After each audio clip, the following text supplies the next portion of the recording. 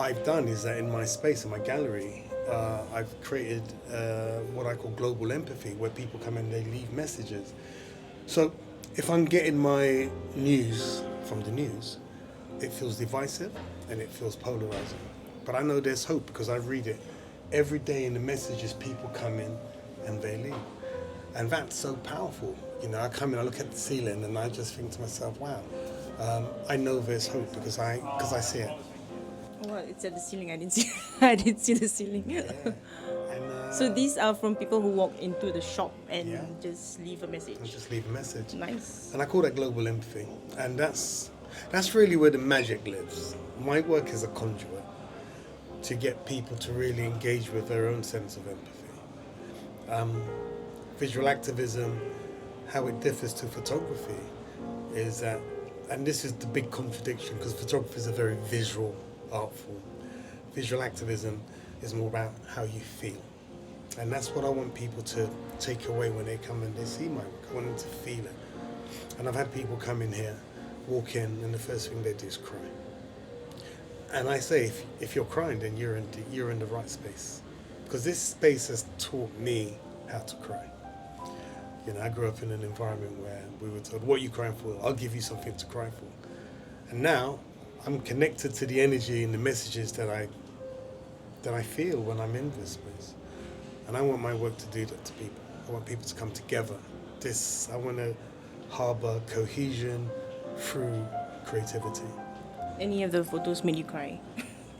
Where you, after Photos, you've taken them and you look at it and then you're like, yeah, it hit you. this one here behind me, well, I refuse to be silent. That picture was taken outside the American Embassy in Nine Elms in 2020. It's one of the pictures that I took after the murder of George Floyd. And that picture just says protest. It will outlive all of us. And it's just so powerful. So I love that picture. Another picture that really is powerful is this one here.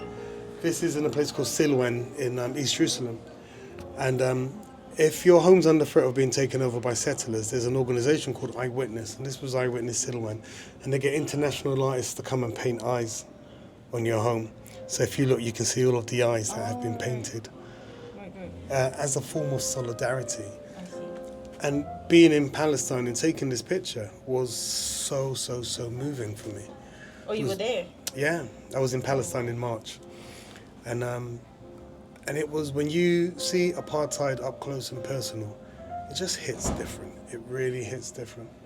So for me, that's a really powerful picture. And there are many like it. There's this one behind at the back. And I took that at one of the COVID protests in 2020. The greatest trick government ever pulled was convincing the country you can be sick without having symptoms. But it's just the way the guy jumped on the car and took a selfie just at that right moment, and I was able to capture that. Really love that. So again, it's imagery that evokes feeling. And I think a celebration of demonstration as a small brand is something that will allow people to really engage with their sense of empathy through photography. Right. Yeah, because it's interesting because people usually associate protests with, violence and angry feelings, but it's sort of a way to let those feelings out, like you said, in solidarity. Yeah, it's a narrative. It's a popular narrative that, if you're a terrorist, you're bad. At least we forget Nelson Mandela was considered a terrorist before he became this great humanitarian. But again, it's the narrative, and unfortunately, critical thinking is at an all-time low. So I think a lot of people aren't going to look into the why. They'll just listen to the prescription and take it from there. I want my work to allow you to just look deeper, feel it.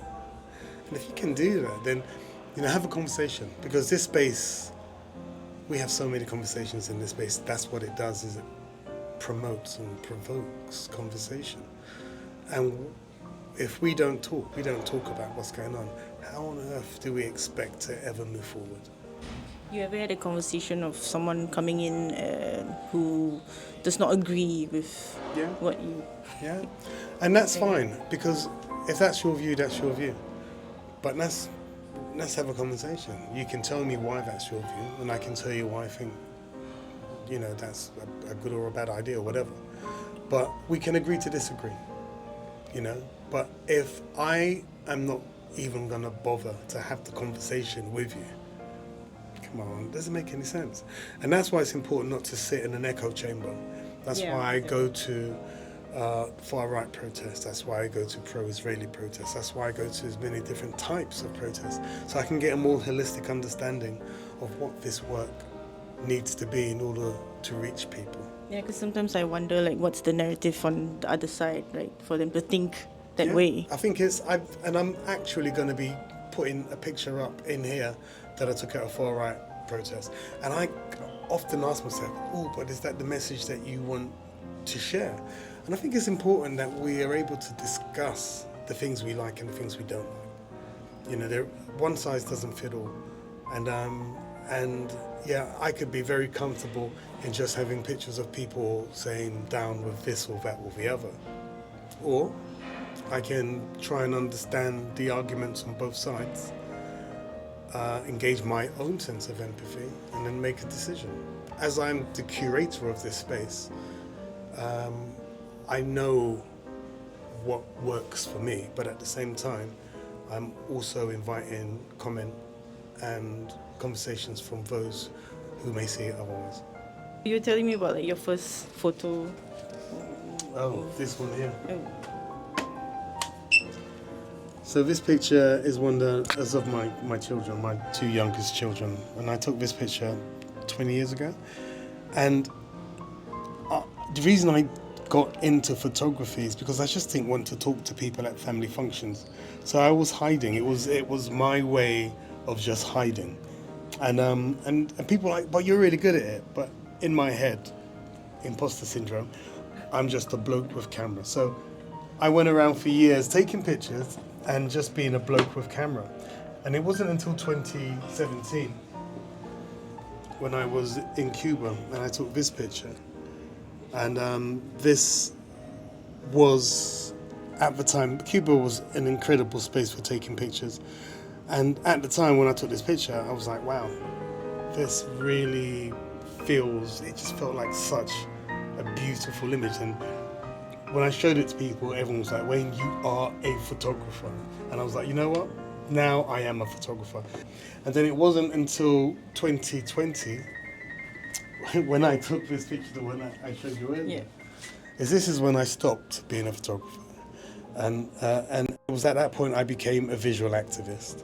I just felt that my work needed to say more than I'm pretty. It just needed to have more resonance, more feeling attached to it. It was also the first year I went on my first protest. So witnessing the murder of George Floyd on TV had such a profound effect on me.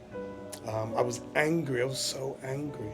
And I just felt like I needed to do something about that. But the whole transition from photography to visual activism, I hadn't quite understood what was happening. And I was still taking pictures like that, filled with anger and rage. And it wasn't until I was able to release that in my illustrations. So the picture is what I was seeing, and the illustrations are what I was feeling. This is what my rage, my anger, my hope, my joy looked like. And that was my catharsis. And it's one of the things that I continue to do to this day, is to illustrate what I feel like and what that looks like. And that for me has been such a powerful journey. So is the camera a weapon or a shield? It's a powerful tool, right? It's your catharsis, as you said.